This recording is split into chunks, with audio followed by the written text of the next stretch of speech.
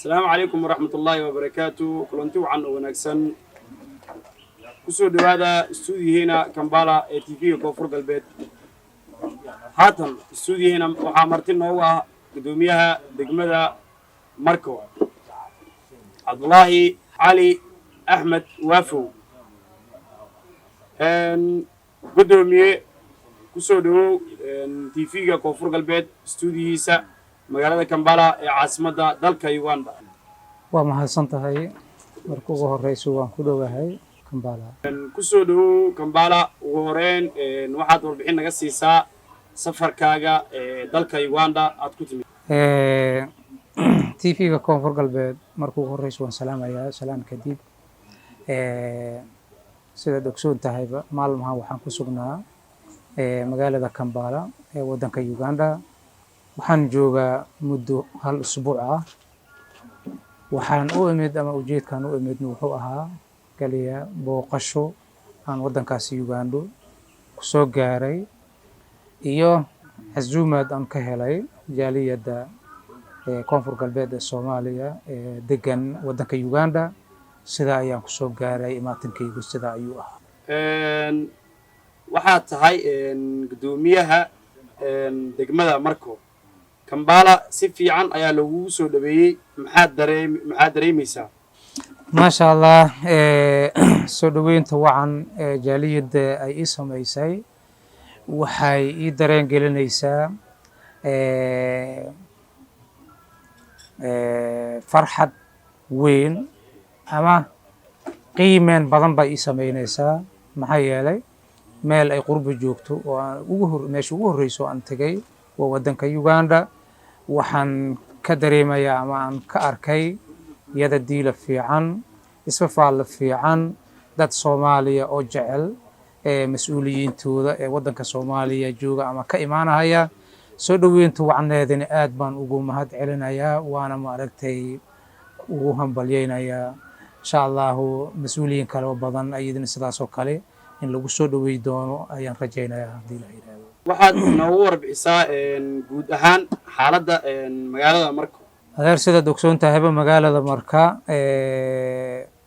waa magaalo nabad waa magaalo sameynayso horumar dawladda Koonfur Galbeed ayaa ku mahadsan horumarka ballaaran ee ay degmada Marka sameynaysa waxaad ogsoon tahay ama sida aad ka warqabtiinba magaaladu markii maamulkii degmada Marka loo sameeyay waxa ku soo kordhay wax badan oo horumar ah mashaariic fara badan ay dawladda Koonfur Galbeed u soo fasaxday mashaariicdaas ayaa hadda socda waxay maraysaa ma sha Allah boqolkiiba 30 kor bay u qaadantay magaaladu waxay higsanaysaa marka horumar iyo nabad iyo barwaaqo waxaan rajaynaynaa sanadkiisu magaalada Marka inay ahaa doonto ama degmada Marka ay ahaa doonto degmooyinka gobolada Soomaaliya degmada ugu horumarsan biidnillaahi kariim. horumarka magaalada Marka ka jira maxaa lagu xusi karaa? waxaa laga xusi karaa horumarka degmada Marka laga sameeyay wadada dheereed ee magaalada Marka ka bixisay aadaysay Shalambood waxay ahayd meel cadawga Soomaaliyeed ee nabadiidka al-shabaab ay ku gombaaleystaan ay ku dhuumaaleystaan aysan ka bixaynin wuxuu Ilaahay noo suurtageliyay ay dawladayna Koonfur Galbeedna ka shaqaysay wadadaas in la ballaariyo la nadiifiyo geedaha laga guro Shalambood ilaa ay Marka maanto meel isku muuqato inay noqoto ayaa ka mid ah waxyaabaha lagu xusi karo sidoo kale waxyaabaha lagu xusi karo waxaa ka mid ah magaaladii waa la ifiyay Shalambood haday tahay ceel jaalle magaalada Marka waxaa la geeyay leerarkii ceedka ahaa ee ku shaqeynaya soolarada ayaa la geeyay magaaladii oo dhan way ifaysaa sidoo kale waxaa ka mid ah waxyaabaha lagu xusi karo iskuulaadkii oo dib loo qurxiyay dib loo maaragtay howlgeliyay oo maanta arday badan ay ka soo ay maaragtay dhiganayso laga diiwaan geliyay laga qoray ay maanta dhiganayaan waxyaabaha la hirgeliyay waxaa ka mid ah laga xusi karo iskuulaad lacag la'aan ah in maanta degmada Marka laga helo ama ay ka shaqeeyaan ma jiri jirin shalay iyo sanayaalkii lasoo dhaafi iyo ilaa iyo dowlad la-aantii ma jirin. alxamdulilah waxaan isleenahay wax la taaban karo ayaa magaalada ka bilaabtay, waxaana ku mahadsan madaxweynaha dowlad koonfur galbeed Soomaaliya mudane Cabdicasiis Xasan Maxamed Laftagareen oo mashaariicdaas noo soo fasaxay. mudane gadoomiye dhanka ganacsiga warbixin naga sii maxaa laga xusi karaa ganacsiga magaalada Marka? magaaladu marka maalintii aan imaanaynay waxay ahayd meel mugdi ah oo aysan ka jirin wax ganacsi ah haba yaraatee. waxay ahayd meel cunaqabateen ay saaran yahay ee nabadiidku ay cunaqabateen saareen, go'doomiyeen, meel ay wax ka galaan iyo meel laga baxo ma aysan jirin. alxamdulilah magaaladu maanta waxay ku tillaabsatay ganacsigeedii inuu dib isugu furfuro, bakhaararkii waaweynaa la furo, ganacsigii weynaa suuqooyinkii dib loo furo, la hirgeliyo kabaankii muxuu ahaay weynaa hilbaha suuqda magaalada Marka in dib loo dayactiro la dhiso, maantu ay ku raaxaystaan ama ay ku naaloodaan dadkii suuqleyda ahaa ee ganacsatada hilbaha ka ganacsanayay. sidoo kale suuqdii qudaarta dib ayaa loo furay, sidoo kale bakhaarar waaweyn oo awal xirnaa ayaa maanta dib loo furay. ganacsatada yaryar maasha Allah magaalada Marka maanta waxaa la isleeyahay ganacsigeedu waa dhaqaaqay 50% waa soo kacay. waxaan rajaynaynaa inaas dib u kobci doono, ganacsigaas bilaaro doono insha Allah. ganacsatadina waxaan ku dhiirigelinaynaa ama ku ammaanaynaa inay ganacsiga ay kobciyaan, ganacsatadu inay ganacsigooda kobcisadaan, dhaqaalaha degmada Marka inay soo saaraan. wadan aan dhaqaalo lahaynin hore uma kacaayo, wadan aan dhaqaalo lahaynin amni kama imaanayo. marka dhaqaalaha magaalada Marka in dib loo kobciyo ayaan u jeedinayaa. sidoo kale kalluumaysatada reer Marka iyagana ka ganacsada malayga iyo muxuu ahaay khayraadka badaba, waxaan leeyahay iyagana ganacsigooda ha lama jibaaraano si ay wax u soo saaran lahaayeen. khayraadkaas badda ku jiro ilaahay noogu manaystay ay banaanka u keysan lahayn ugu ganacsan lahaayeen, ayagana insha Allahu ha ku dhaqaaqaan, ha u istaagaano. annagana waxaan diyaar u nahay inaan u raadino meelihii ay ku keedaysan lahaayeen, wixii ay badda kala soo baxaan inaan u diyaarino, aan dowladaha ugu codsano, u raadino, u keeno faranjiiradii iibgabaaridii qaadan laheeday iyo suuqihii loo iibgey lahaa insha Allahu. annagana intaas ayaan ka shaqaynaynaa. waa mahadsantahay. mudane gadoomiye intaad haysay xilka gadoomiye magaalada Marko waa maxay caqabad aad la kulantay?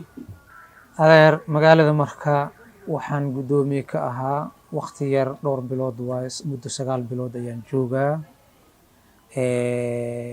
maya ma jirto wax caqabad ah, wax culeys ah, wax hal maalin aan dhibsaday ama binu aadanka xaqiisa ka timaado ama dowlad shacab xaqiisa ka timaado ama dowlad xageed ha ka timaado, wax caqabada ah iga hor yimiday oo halkaasayto culeys igu qabtay aan dareemayo ma jirto.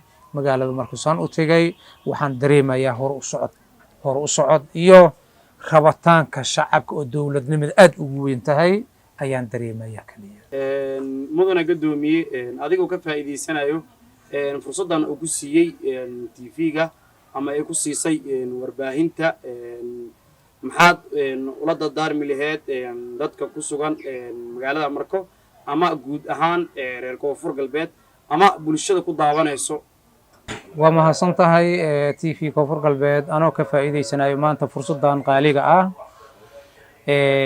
waxaan rabaa marka ugu horeyso dhammaan ummadda reer koonfur galbeed meel walbo ay joogtaa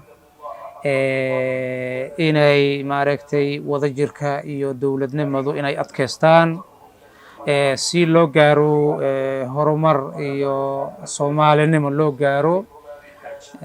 annagoo markaasayto ka shidaal qaadanayno ama maaragtay ka amar qaadanayno dowladda dhexe ee Soomaaliya.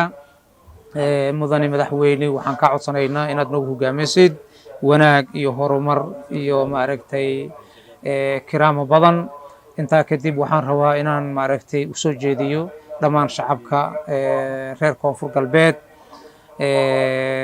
anagu sidaad ogsoon tihiinba waxaan diyaar u nahay har iyo habeen inaan u taagnaano shacabka reer koonfur galbeed si loo samata bixi lahaa, sidii loo maaragtay gaarsiin lahaa horumar iyo barwaaqo iyo amni ayaan ka shaqaynaynaa, waana u taaganahay habeen iyo maalin.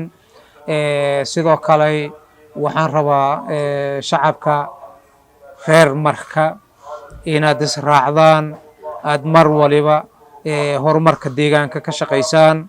adduunku waa horumaray, wuxuu ku horumaray wada jir, wada tashi, amniga laga shaqeeyo, wanaagga laga shaqeeyo, horumarka laga shaqeeyo. adduunku intaa ayuu maaragtay muxuu ahaa isku darsaday, wuxuuna gaarayaa markaasayto meel la hiigsan karo aad iyo aad u wanaagsan.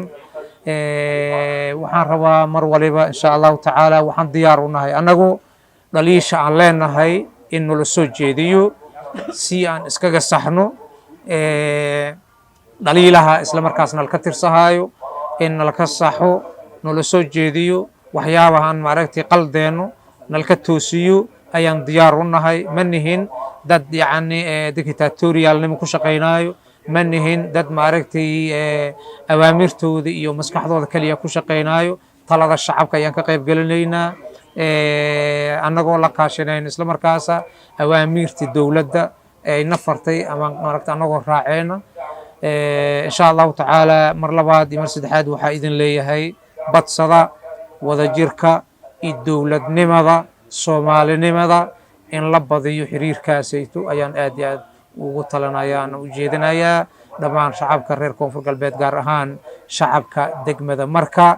waxaan kula dardaarmayaa mar labaad iyo mar saddexaadba inay ka shaqeeyaan wadajirka soomaalinimada, horumarka deegaanka, amniga deegaanka. intaasayto haddaan ka wada jirno waxaan gaaraynaa meesha aan u soconno mustaqbalka dhow insha allahu tacaala. aad iyo aad u mahadsantahay TV Galbeed. aad ayaad u mahadsantahay gudoomiye.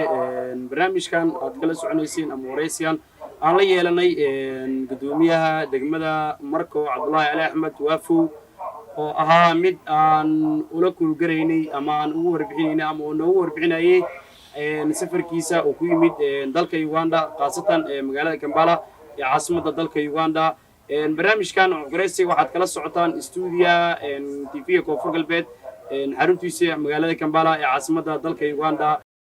waxaa kaamirada inoo hayay Axmed King AC iyo Samir Beso iyo anigoo ah Cabdihaab Ibrahim Cabdi Cabdihaab Kampala.